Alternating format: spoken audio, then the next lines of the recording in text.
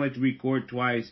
So I like to say thank everyone for listening to Bridges Live. Of course, people know that this is a recording, and I'm talking to Ike right now. But remind everyone that you can always sponsor a Bridges Live channel or a commercial here on iPod and iTunes and iHeartRadio. You can always contact me, Dr. Paul, Holistic Science. So, when we were talking about education, Ike and I was saying how, when you move forward in any education, whether it be from grade 1 to 2 to 22, right? What's our purpose? What do you think your purpose was when you started to seek further education? Well, for me, I grew up in a family where education was just a really, really core value. Right. So I'm originally from Nigeria, West Africa. And, have siblings who've, graduated from Ivy League schools. My dad is an attorney. My mom is an accountant. And so education has always been a foundational stepping stone to kind of creating, a door or a window to be able to do whatever it is that you want to do. And that's key, because it is just a tool. That's all this is, isn't it? Education is a tool like a shovel. And if you don't have a purpose of digging, then I don't think you need a shovel. If you don't have a purpose of building something, then I don't think you know how to use a hammer. So what are your tools going to be used for? I look at further education because I like to dig into deep and pull things apart. That was pretty much why I sought out education, more for the purpose of not advancing myself, but see if I can help advance others. Yeah, definitely. It's I think the path of education is always you taking this very curious approach to figure out why you're here. Right. Like, what's your purpose? What's the core mission that you're supposed to be accomplishing in this time, on this side of heaven, while you're still here. So introduce yourself to Bridges Live and what you do and how, and then that's what we're going to get people to understand how you can help them. Absolutely. So my name is Ike Ikokow. I am a success and mindset as well as a business coach. I work with what I call purpose-driven entrepreneurs. These are people who have relevant skill, knowledge, and expertise. What I do is I try to help take them from a state of hopelessness to a state of limitless, where they actually can build a business that they love, one that creates the level of time freedom, location freedom, and financial freedom that they desire in life, without fear of competition, without fear of being salesy, without fear of feeling like they need to become the next online marketing guru to, launch, grow, and scale their business to as much as 7 figures or more. Now, being Nigerian, this is something that, really your culture, a majority of African cultures have this mindset of personal business entrepreneur spirit. Is that not true? How do you feel about that? Yeah, I can share a story with you. I believe God has wired us one of 2 different ways. You're either wired well to be like an Aaron. You're wired to be a second, or third, or fourth, or fifth in command. And what that looks like oftentimes is you supporting the mission, the vision, and the goals of an organization as an employee, as an executive, as a manager, as a supervisor, whatever the case may be. So that's one area in which you are destined to succeed in. The other area is within the realms of entrepreneurship. And I feel like our responsibility as citizens of this earth is to figure out exactly where we're destined to be. I like that. But, I know with other shows I've had and other amazing people I've talked to, and thank you, Ike, for coming on, I like to think that hopefully this gives them this information, like hearing these vibrations, these waves going, hey, I never thought of that for myself, and I've never looked at it for myself. But that's so important that we need to understand who are we, right? We say this all the time. I know I say it all the time. Who are you, what you are, and where do you want to go in your life? Yeah. Yeah, and I fully believe that there are people who can excel within, the corporate environment. But for me, not me. Not you, not me. So I don't say this to disparage anybody who feels like it's what they're called to. But I speak to what I know, right? Right. And, you know, my background was one of accounting. I grew up working in the big six accounting firms, and I did well in that environment. But I was always that strange bird. I was always that guy who was learning stuff and fully implementing and applying it into my life. And I never fit the mold. And so I learned a lot of incredible strategies working for high net worth individuals. I applied that into my life in my 20s. I built up a good amount of wealth. I had international business corporations. I had offshore trusts. I had, offshore banking accounts. I took advantage of opportunities that most people in their 40s and 50s aren't even aware of. I was taking advantage of in my 20s. So I did well. Great, because then I can ask you for a loan, Ike. We can certainly talk about that off air for sure. But then I hit my first brush of adversity right around 9/11. Okay, yeah. And obviously we know the impact to our country from that. Right. But a lot of people lost a lot of wealth in the tech bubble. We were no exception. I lost a tremendous amount of wealth there. But it's the first time, Paul, in my entire career that I ever was met with unemployment. And for me, it didn't last for 1 month, for 2 months, or 3 months. It lasted for 18 months. You know, you're not alone. I've heard this before, even when 2008, when the housing bubble, when the economy took a little, another shit kicker in 2008. But I want to ask you something about 18 months of feeling. What did you feel as a human being? And now maybe, did it play a part on you? Because it did on me when I could not or was not able to find what I was looking for a long period of time. Did it weigh on you being a black man, an African man, or just a man, or just a human being? Or were there different levels that woven inside all that? Because where you are now has a lot to do with those 18 months. Oh, absolutely. It impacted me in every dimension that you can think of. Because here's what was uncanny about that entire process. If you were going to bet on anybody being able to find a job after being unemployed, I was probably a good candidate to bet on. Okay. I worked for two of the big six accounting firms, KPMG and Ernst & Young. I graduated at the top of my class. I had excelled in my profession. I had multiple licenses as a certified public accountant, right, certified financial planner, distinguished resume. Yet I could not pay somebody to hire me after having been unemployed. What in the world is all that about? Right. So here's where the epiphany came in. Okay. There's a story in the Bible about God giving very specific directions to Jonah to go to Nineveh and do this. Yes. Jonah refused, and got stuck in the belly, in a whale's belly for 3 days, right? And so in looking back, what I recognize goes back to what I said about you're either designed for corporate or you're designed to be an entrepreneur.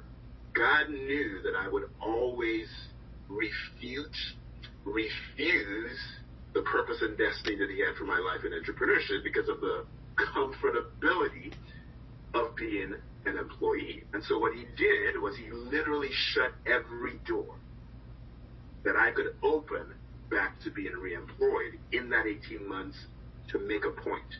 Your purpose and your destiny is not in corporate.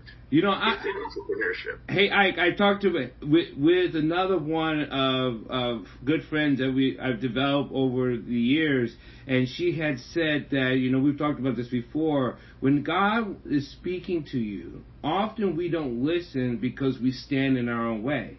Yes. And she's a pastor, and other people have said the same thing who I've talked to. It's like, and I have went through this in my life too, where I had to sit back and stop speaking for myself and listen to the God speak that was speaking to me where he wanted me to be to serve his kingdom. Yes, that is so true, my brother. And so here's a funny thing, right? I remember working with coaches and mentors over my life, and I remember at one point where they'd say things along the lines of, well, you can actually convert your annual income into a monthly income. You can go from making $50,000 a year to $50,000 a month. Okay. $80,000 a year. It's $80,000 a month. Now I'd hear that stuff, Paul. I'd be like, yeah, that sounds like good marketing to try to get me into your program, right? That's really, really cool stuff. But I kid you not, and I tell people, and this is why I work with purpose-driven entrepreneurs. Once you identify what your purpose is and you step into that thing boldly, dude, you are unstoppable, because everything that's ever happened in your life is purpose. It's a purpose. Yeah. It's creating you to step fully into that. And when you do, and you deliver exactly what God ordained for you to do before the foundations of this earth, that is when money and opportunities chase you down. It breaks open. It breaks open. So in that season of 18 months unemployment, tech bubble crash, losing a lot of money, I had a portfolio of almost a dozen properties that went under, because here I am, I don't have income coming in. I got tenants who can't pay their bills, so we filed bankruptcy and start all over. Dude, it got to be so bad that one year my wife had to write my Christmas card on a bubblegum wrapper, right? That's how bad it was.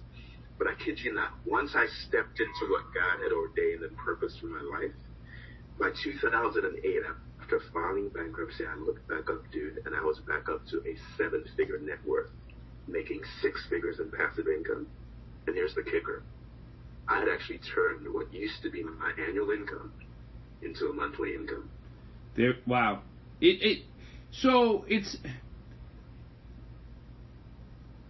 I'm not amazed as much it is affirmation. Yes.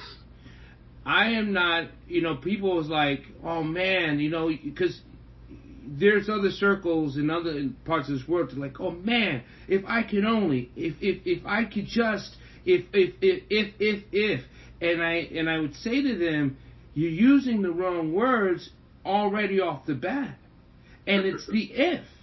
Yeah. You have not settled in on who you are. That's right. Because once you know who you are, there is no if. It's just life. And and so I like to say thank you for your testimony, because testimonials actually have us hear in ourselves what we could not say. Absolutely. And you said something really, really pivotal in that whole idea of who you are. Right. You see, in this world, we live of the equation of let's do, let's have, so that we can be. Right. That's the wrong approach. Yeah. We need to be who we were created to be. So that's when we get to do what we were designed to do, so we can have what's already been set aside for us to have.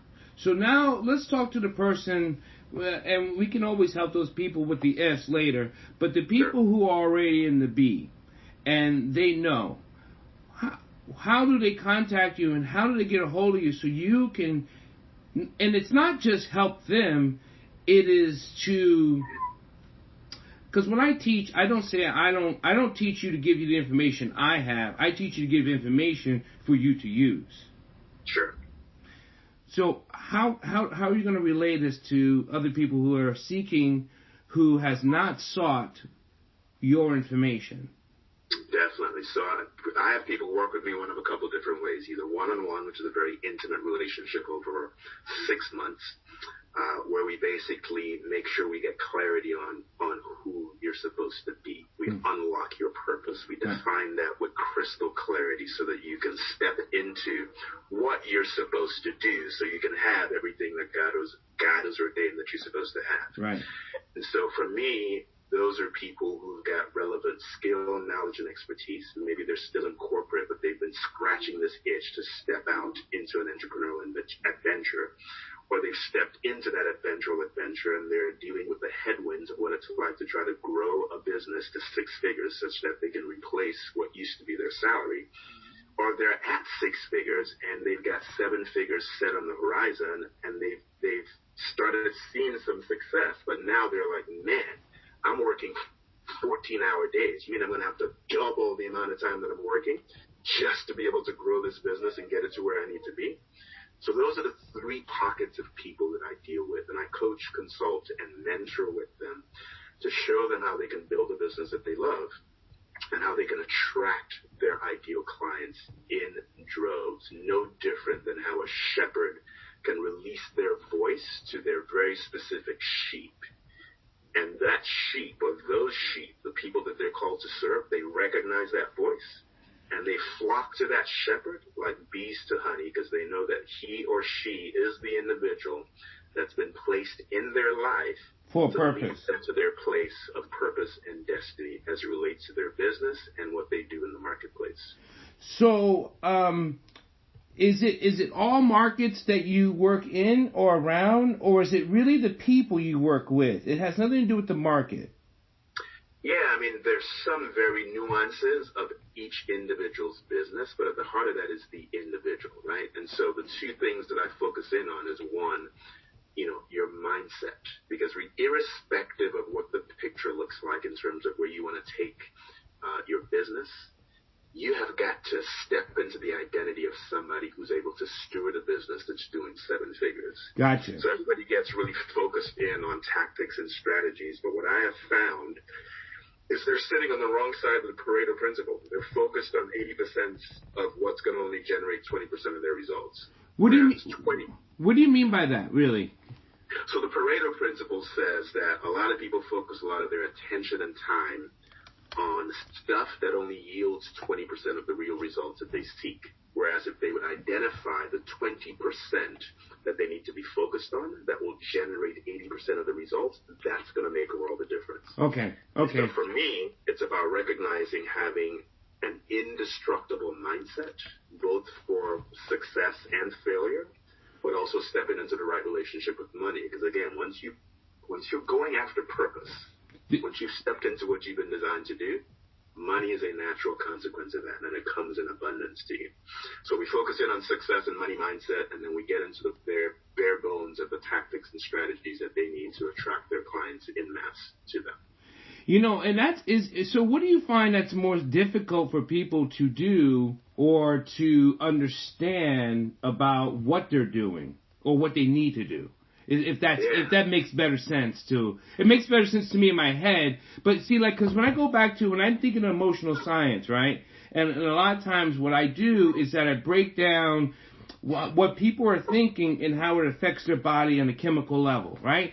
So, because what most people understand is that, and I say this, what you think is what you are, but they don't know how it affects them chemically. They don't know how it affects the organic organs, the liver, the spleen, and that makes them sick. Like, I was just writing an article today for a health journal about how there are 15 major bones in your body that's affected by your thinking, and if it becomes too toxic, the bone's marrow starts to feel rickety, so you start to feel sore and achy, almost like if you had a flu. Yeah. There's such a huge connection between what we put into our bodies, both in terms of the food that we consume, how it impacts our mind, how it impacts our gut, how it impacts the functioning of all of our organs. But then there's also a very direct correlation to the thoughts that we allow to permeate in our mind, how that changes the biochemistry of our physical body and causes illness and sickness, but it also creates depression. It also closes the door to us to be able to see opportunities that are right there in front of us. And so this whole work on mindset, a lot of people think mindset is all about getting, good affirmations. No. Positive. No, we're talking about a biochemical, a neurological change within the structure of your mind and your brain that will only create the level of transformation that Romans 12 speaks of when it says, do not be conformed to the pattern of this world, to the pattern of scarcity, to the pattern of poverty mindsets, to the pattern of limited beliefs, but be transformed by the renewing of your mind. Why? Because when you do that is when you will test and approve what God's good, pleasing, perfect will is, which he tells you in the 3rd book of John, that above all things, he desires for you to be in good health. Physically, right, which is what you're speaking to. Right. And to prosper. But how you do that? As your soul, mind, will, and emotions. As that prospers, so will your physical health prosper, so will your material wealth prosper. So it all gets back to this idea of mindset. Yeah. That's why I say that's the 20% of the equation that people are missing that will create 80% of the results that they desire. The tactics, the strategies, like we focus exclusively on teaching clients how to be very relational in the way in which they do business, right? Because at the end of the day, if I do business with you, Dr. Paul, it's not because I'm buying all the science behind the stuff that you study, right? It's not that I'm buying the secret sauce into how that impacts. I'm really buying a relationship with you. Right. It's the very tenets of how we were designed as human beings to forge incredible relationships with those who we relate to, those we know, like, and trust. And so in business, it's no different. I tell people you have to learn how to establish relational currency in the lives of those that you serve before you will ever be in a position to influence them with what you know and the secret sauce behind what you do. But most people, and I know that phrase, most people or the majority of people. How about this? I believe that people are traumatically influenced by something that happened in their life that they have not addressed. And it's environmental, whether it be experiential, having your experiences, right? Or the trauma you were taught that you deserve, you should have had. Oh, yeah. And that all gets back to belief systems, right? Yeah. That's when the people, all I have to do is listen to the language that people use in everyday speak. I can tell you just about everything that I need to know about where they're going to end up in life, how successful that they're going to speak, how successful they're going to be in life, right? Because the Bible says out of the heart, the abundance of the heart, the mouth speaks. So our mouth is a reflection of the very core beliefs that we hold deep in our hearts about ourselves and about what's possible in our lives. And so if we're paying attention, again, getting back to that whole relational currency, learning how to relate to people, and we're listening to the words that they're releasing, that tells us everything we need to know about their belief system, whether or not that is, the Bible says, you walk with the wise, you grow wise, but a company of fools, you suffer harms. Is that somebody that you want in your inner circle? Because the 5 people you surround yourself with the most are going to tell you what your future is going to look like. Right? So you're either influencing people and taking them to the next level of purpose and destiny in their life, or you're being influenced by them, and they're either placing a lid or a ceiling over what's possible in your life, or they're causing you to aspire to the next level of purpose and destiny that God has for you. How can people get a hold of you, Ike? So on my website, which is basically my name, it's Ikeikokow. That's my first name and last name spelled out. So IkeIkokow.com. They go to that URL. They'll get an opportunity to get access to me there. I offer, as a free giveaway, I have a book. It's an ebook and a workbook called 7 Steps to Experiencing Money and Life Abundantly. Again, it's just a small gift that I give to people to kind of seed into them some of the work that we do around the issue of mindset and tapping into this 20% of the Pareto principle to really open the world to them as to what's possible as it relates to money and life. Not that it makes a difference, but let me ask you this on a cultural level. How many blacks people adhere to the practice than in comparison, in majority? Because and here's why I ask. Because I find out more black people have a hard time understanding the adjustment they must do in their life to have the reward they so seek. Do you find that also for you? Yeah, it's an interesting dynamic. As African Americans, I believe that, and not to pit a war against the species. No. And it's just an understanding of, and the reason why I say this to some African Americans, I'm saying, I think you have not released some of the hatred or the anger you have for yourself or for your culture to be in the position that you're in. Yeah, so I like to use the analogy of being a thermostat versus a thermometer. Far too often in life, a lot of people are simply reacting to the environment that they're in. And they're simply giving you a measure as to what that environment looks like. It's like complaining about the cards you've been dealt in life. And right. just assuming because these are the cards that you've been dealt that you're stuck with them. Yeah.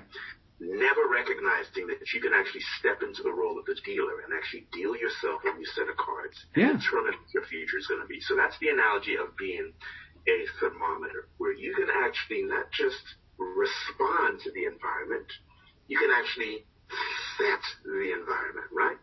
You can be a thermostat where you set and you regulate the environment and you set the bar high and you force and you command that environment to rise up to the level that you want it to be. I was talking to Dr. George Frazier, and we talk a little bit off and on, and this is not the only one I'm not the only one who said it, but I think African Americans, people who have been adapted to this American life, it has more, they've been indoctrinated into this slave mentality. They still feel like they're overcoming the slave thing.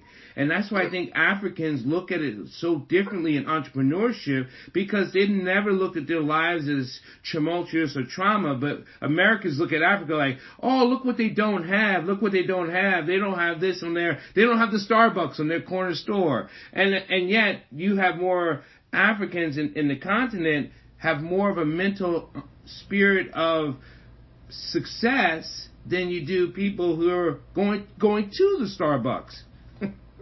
Yeah, it's all about, how do you see the glass? Is it half full or is it half empty? Do you have an opportunity to partake in something that's almost all the way full? Mm-hmm. Or is your mindset one of, man, I'm worried about the fact that it's almost half empty? Steve,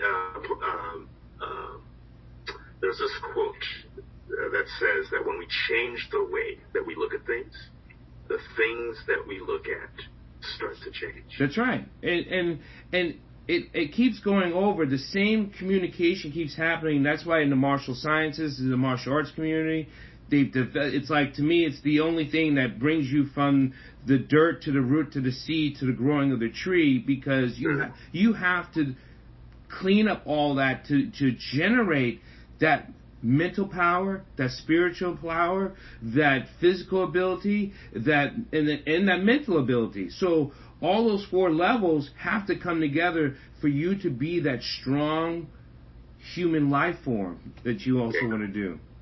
Absolutely. It's critical. It's critical. It's all about that transformation that Romans 12 speaks about, right? Oh, I'm so happy about our relationship that we're going to develop. And thank everyone for listening to Ike on Bridges Live. You can remember, you can always contact me on Bridges Live on drpaulholisticscience.com. And I'm going to continue to talk to Ike off here so you guys can be gone and listen to the other podcasts. And remember, share, spread, and share the wealth. Information, understanding, and action puts you into the good grace of all things. Thank you so much.